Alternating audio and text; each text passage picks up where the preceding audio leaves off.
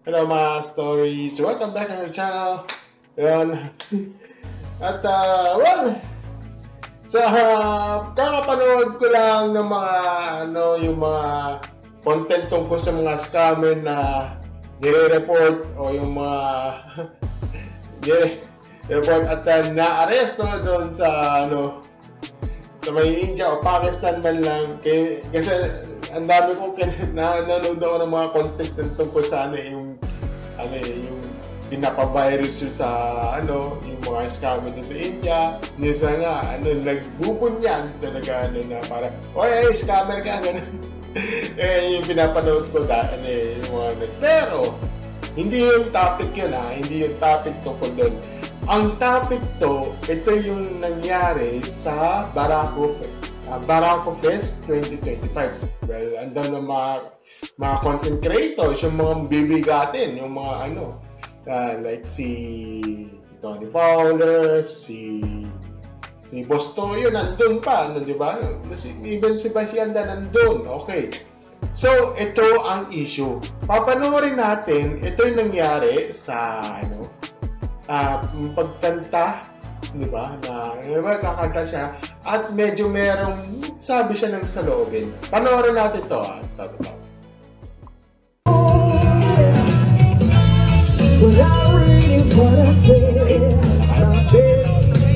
Hello! Magandang gabi sa inyo lahat. Sa lahat ng mga taga-Batangas, Happy Barako Fest! Kaya meron lang akong sabihin sa inyo lahat.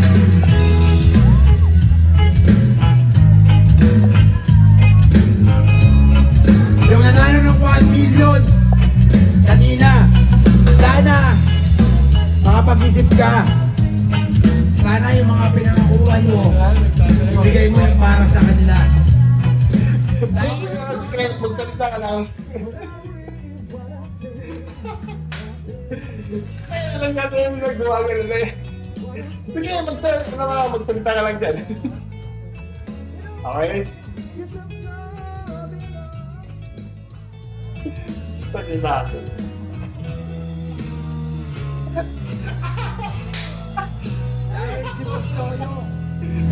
Yung best friend niya, disqualified niya para sa inyo. Oh my God. Hindi nyo. At yung nanalo, sana yung mga pinangakuha nyo.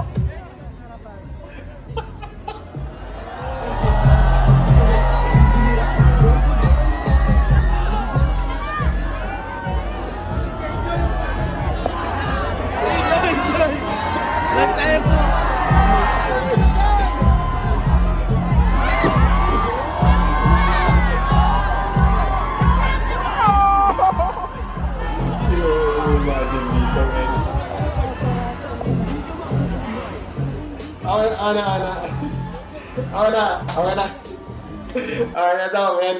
Hindi ko may-imot. Okay, hindi ko may-imot. Patulong na ako Madala niya. Bakit? Ba't kaya kasi itong ganun? Okay, so yan, naglabas si Bullet, kung hindi mo kailangan. Siya si Renz Fernandez, aka Bullet, dun sa Batang Quiapo. Okay, well, ito na kasi nangyari. Kaya, panoorin natin yung panoorin natin yung laro. Okay, tapos pag yung laro, tapos yung pag-usapan. Okay, tapos bibigyan ako ng opinion dito. Okay, panoorin natin ito yung doon sa eto, panoorin natin ito sa nangyari yung sa pagkapanalo Okay. Teka lang.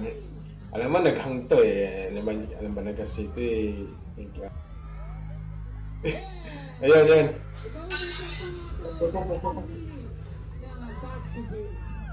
Nangyari. Oh. Nangyari. Ayan. Parang. Ayan. Kung napansin nyo, ito yung nangyari. Doon sa sa transition, pipili na sila. Ayan Okay, so ayun at dito napili yung okay.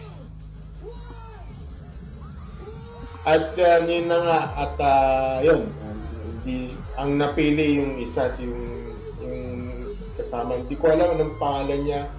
Yun yung nanalo at yun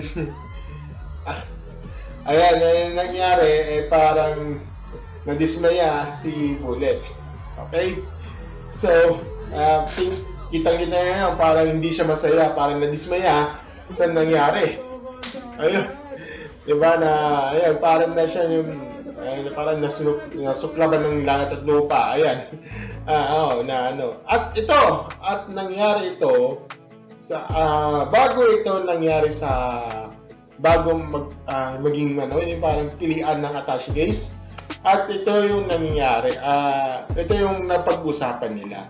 Tungkol ito sa usapan sa hatian ng 1 milyon sa Squid Game, Barako Fest, Bullet, nang wala sa stage. Ito yung galing kay ito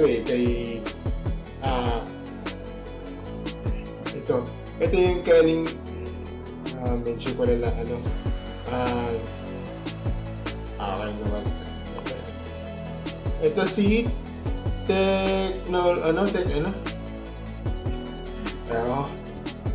ito si medyo malabo ito technique vlog ata yan siguro, basahin na lang, naka-watermark siya si technique vlog pala, ayun siya, galing kay technique vlog. Ito ang napag-usapan nila, ayun.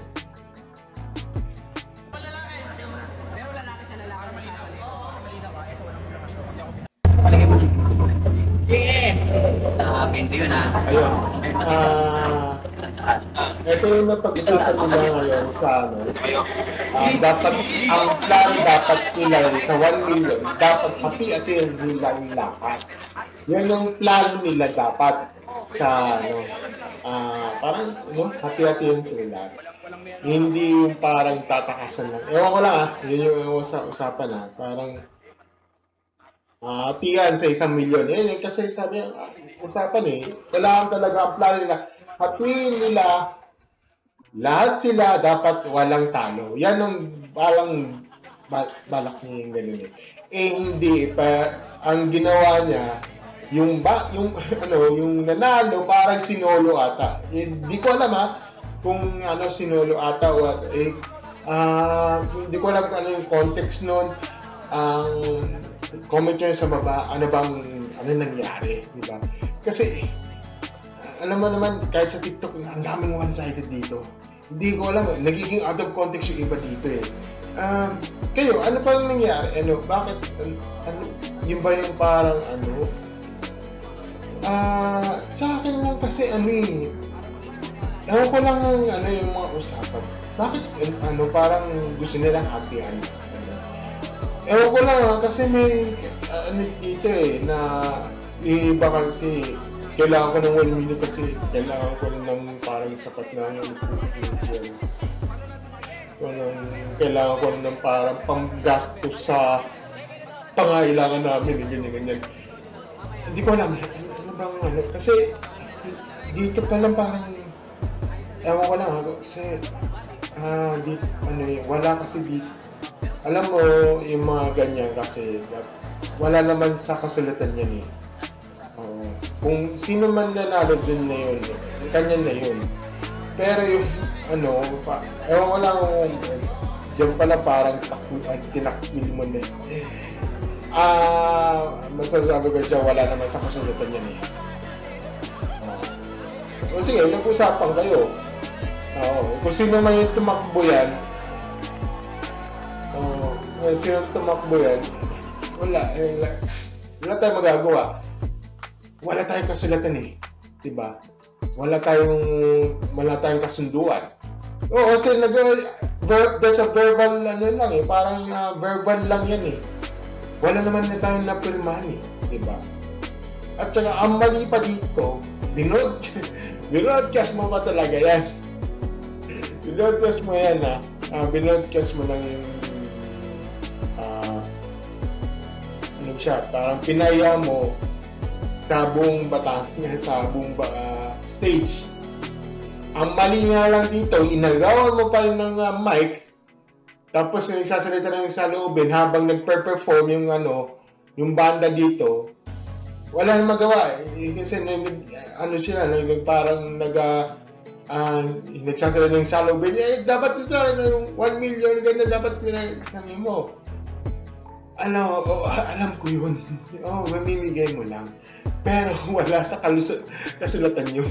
Kung sana kung may kasulatan yun, ayun. Diba? Kung may kasulatan yun, wala tayong magagawa. Diba na yan dapat. Doon pa lang, pumalag ka na. Wala namang kasulatan eh. Wala ka nang karapatan doon. Kasi kung sino yung nanalo, kanya na yun. Diba? Ang basaklap yan, para ka nag-gate crash ka sa stage eh. Diba? Ayan, anong nangyari? Hinarangan ka na ng mga bouncer, ng mga polis. Napamasama ka. Napasama yun. Tapos yung imahe mo, naging nagiging pangit sa sa image mo. At saka baka ikasama niya ni Coco Martin. Ewan ko lang kung ibabalik ka niya. Paano yan? Di ba? Wala eh. Kasi wala kasi kasalatan yan eh. Walang agreement para dyan. Dapat kung may agreement dyan, yun, pwede kang pumalag. Pero pag walang agreement dyan, huwag ka lang pumalag. Sa kanya na yun eh. Oo. Kahit sabihin mong verbal man yan, wala siyang kasulatan eh. Yun lang yun eh. Diba? Yun lang magiging ko dito. At saka hindi ako nagbo-both sides dito sa sinasabi ko. Ito yung sinasabi ko lang is nagiging base sa observation ko, base sa reaction ko dito, para makita mo kung ano ba yung tama at mali dito. Sa kita ko, parang wala naman tama dito. Lahat sila, parang mali lang sila lahat dito eh. Mali sila dito. Hindi ko alam kung yung bakit hindi niya binigay. Diba ang mali kasi dito ni Butte, talagang parang kinuha mo, nagpe-perform, tapos sumingit ka. Yan yung mali dito eh. Yun ang sayang. Tapos ayan, alam mo yung parang sa wrestling, yung heel turn, yun, yung literal na heel turn ka doon sa gumaganon yun. Kaya ako natawa eh, dahil parang narinig ako sa wrestling, sa WWE. Pagka mag-e-entries may buo. Yun. Natawa lang ako eh. Kaya minsan hindi ako naseryoso eh. Yun lang yung masasabi ko, at sana huwag ulit kasi nagiging parang parang nababahiran na. Kasi yan eh, Barangko Festival yan eh. Laro yan. Naiintindihan ko naman na hatian kayo. Pero may isa dyan na hindi a-agree at tatakbuhin ka lang. wala sa kasulatan mo. Okay? Tapos kung ano yung nanalo siya na yun, kanya na yun, wala na tayong magagawa. Yun lang. Thank you and see you next video. Bye. Boo!